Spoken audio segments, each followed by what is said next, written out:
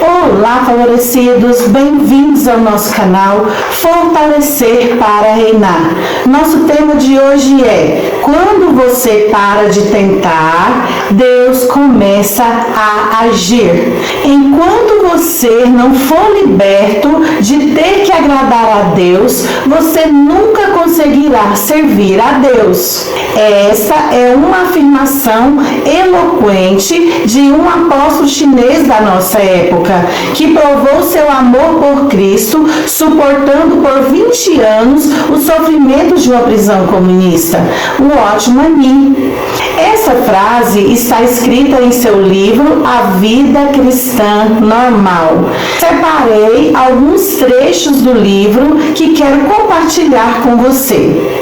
Morri com Cristo e estou ressurreto com Ele, e dei-me inteiramente a Ele para sempre. Agora devo fazer alguma coisa por Ele, desde que Ele tanto fez por mim. Desejo agradar-lhe e fazer a sua vontade. Assim, após o passo da consagração, ele procura descobrir a vontade de Deus e se dispõe a obedecer. Então, faz uma descoberta estranha. Pensava que podia fazer a vontade de Deus e pensava que a amava, mas pouco a pouco descobre que nem sempre gosta de fazê-la. Às vezes encontra uma relutância nítida e muitas vezes, quando se propõe fazer a vontade de Deus, verifica que não pode. Então começa a levantar dúvidas quanto à sua experiência. Quanto mais este homem tenta fazer a vontade de Deus, tanto mais ele falha. Confessa a sua desobediência e promete que nunca mais desobedecerá. No entanto, para cair uma vez mais, basta que ele se levante de onde estava ajoelhado em oração. Quando, afinal, entendemos, confessamos, em todos os sentidos e aspectos sou pecador, e de mim mesmo nada posso fazer para agradar a Deus. Essas afirmações carregam uma profundidade espiritual que confronta diretamente a mentalidade religiosa e revela o coração do Evangelho da Graça. À primeira vista, esses trechos podem parecer paradoxal, quase provocador, porque fomos ensinados por muito tempo que devemos viver para agradar a Deus. Mas o que Me está expondo não é uma negação da obediência ou do amor de Deus. Ele está denunciando a raiz errada de onde muitos tentam viver a vida cristã. Quando alguém vive tentando agradar a Deus no sentido de conquistar sua aceitação, essa pessoa ainda está presa a uma mentalidade da lei, de desempenho, de mérito. Nesse lugar, o serviço se torna pesado, a obediência se torna tensa e o relacionamento com Deus se transforma em um ciclo constante de esforço e frustração. Sempre vai haver a sensação de que tudo que nós fazemos não é o suficiente. E aqui está o ponto central da revelação. Deus nunca chamou você para servi-lo a partir da insegurança. Ele te chama para servi-lo a partir da aceitação. Watchman Nee entendeu isso não apenas como teologia, mas como experiência viva. Um homem que passou cerca de 20 anos preso por causa de sua fé não poderia sustentar caminhada baseada em desempenho religioso. Ele precisou descobrir uma realidade mais profunda, a de que sua aceitação diante de Deus estava completamente estabelecida em Cristo, independente das circunstâncias externas. Ser liberto da necessidade de agradar a Deus significa ser liberto da ideia de que o amor de Deus oscila conforme o seu comportamento. Significa compreender que em Cristo você já é plenamente aceito, já é amado, já é recebido. E é exatamente dessa liberdade que nasce o verdadeiro serviço, porque enquanto você tenta agradar, você está está focando em si mesmo, no seu desempenho, nos seus erros, na sua capacidade. Mas quando você descansa no fato de que já agradou a Deus em Cristo, seus olhos voltam para Ele e então o serviço se torna uma resposta de amor e não uma tentativa de aprovação. Isso se conecta profundamente com a revelação da nova aliança. Você não serve para ser aceito, você serve porque já foi aceito. Você não obedece para ser amado, você obedece porque já entende que é amado. Você não vive tentando alcançar Deus, você vive a partir de uma união já estabelecida com Ele. E aqui está a chave espiritual. Somente quem foi liberto da pressão de agradar consegue servir com pureza e descanso. Porque agora não há mais medo, não há mais barganha, não há mais peso, há apenas amor fluindo. Essa é a liberdade que sustenta uma vida inteira, até mesmo em meio ao sofrimento. Essa foi a realidade que sustentou o Lashmani e é essa mesma realidade que o Espírito Santo deseja revelar em você hoje. Vou ler outro trecho do livro que me chamou muita atenção. As exigências de Deus não foram alteradas, mas não somos nós quem vai enfrentá-las. Graças a Deus, Ele é o legislador do trono e também o guardador da lei no meu coração. Aquele que deu a lei, Ele próprio a guarda. Ele faz as exigências e também as satisfaz.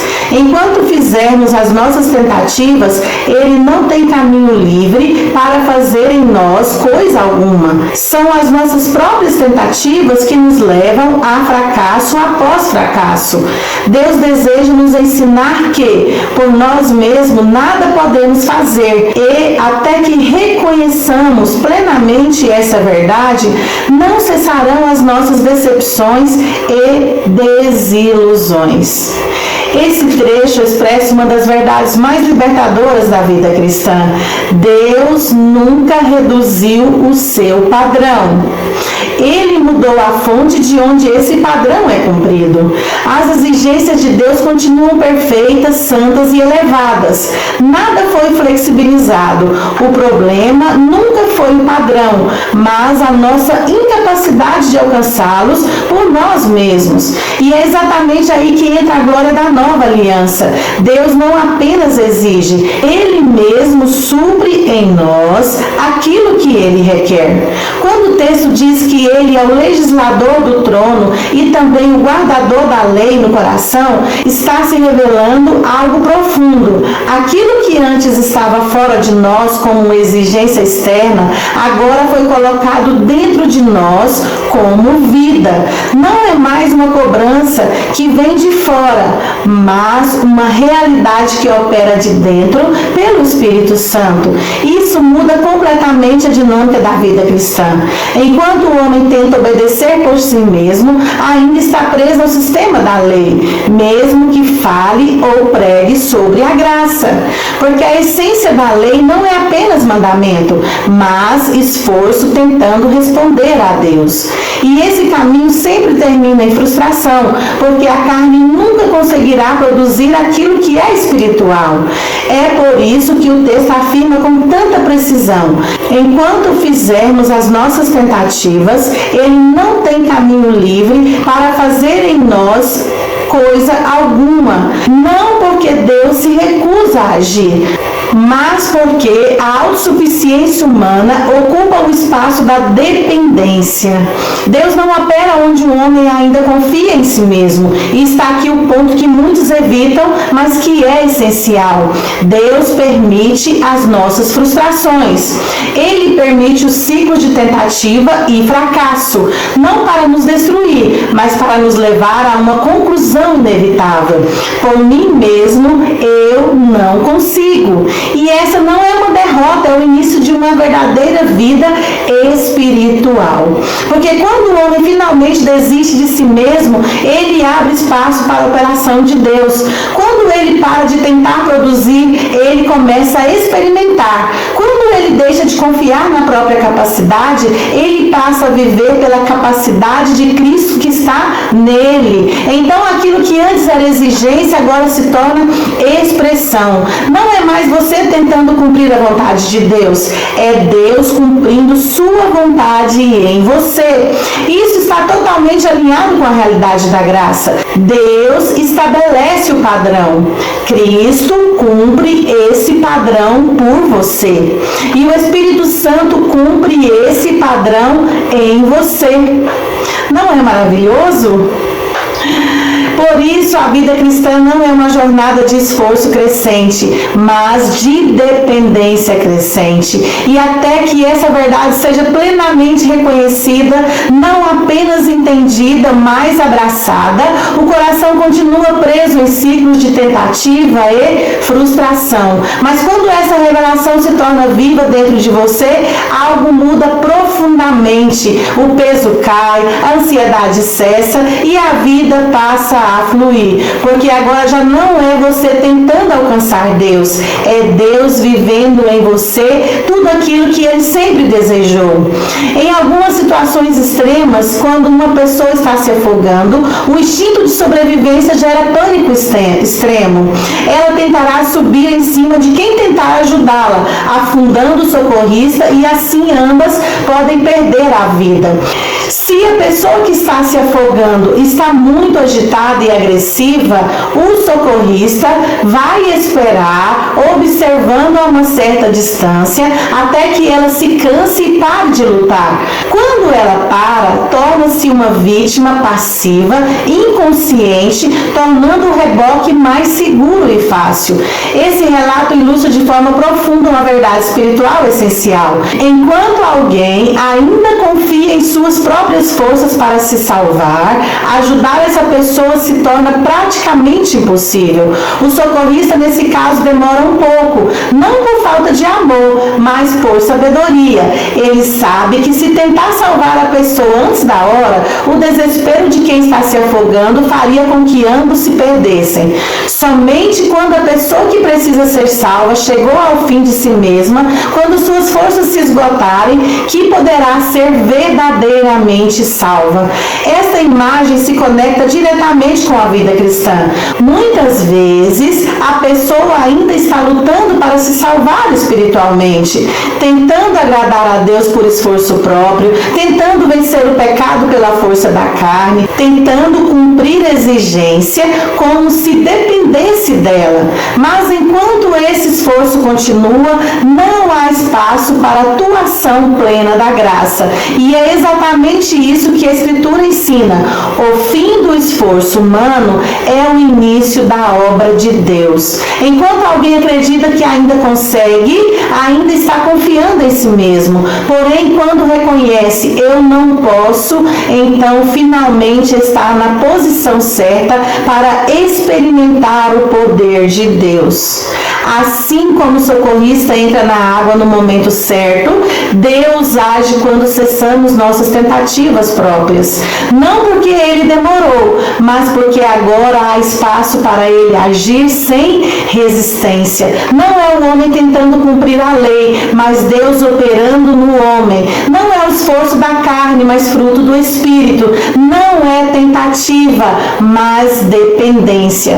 Em termos simples, enquanto você tenta se salvar, você se afunda. Quando você desiste de si mesmo, Deus te sustenta. E é exatamente aí que começa a verdadeira vida no Espírito Santo. Deus não divide a obra com a carne. Ou Ele faz, ou nós tentamos. E quando tentamos na prática, impedimos que Ele faça. A ideia central aqui não é que Deus desiste de nós, mas que Ele espera até que deixemos de confiar em nós mesmos. Enquanto ainda acreditamos que conseguimos, ainda estamos operando na lógica da velha criação. E é exatamente isso que a cruz veio encerrar. A Escritura é muito clara nesse ponto. A carne não foi melhorada, ela foi condenada. Não foi aperfeiçoada, foi levada à morte com Cristo. Cristo. Por isso, toda tentativa de agradar a Deus pela força própria entra em conflito direto com o significado da cruz. É como se disséssemos na prática: ainda há algo em mim que pode contribuir. Mas a mensagem do Evangelho aponta para outra direção. Não é sobre melhorar o velho homem, é sobre viver a partir de uma nova vida. Porque ao reconhecer que não há capacidade em nós mesmos, deixamos de carregar um peso impossível. E então passamos a depender completamente da vida de Cristo em nós. Isso se conecta perfeitamente com o ensino apostólico em Gálatas 2:20, quando Paulo declara que já não é ele quem vive, mas Cristo vive nele. Vamos conferir? Logo, já não sou eu quem vive, mas Cristo vive em mim.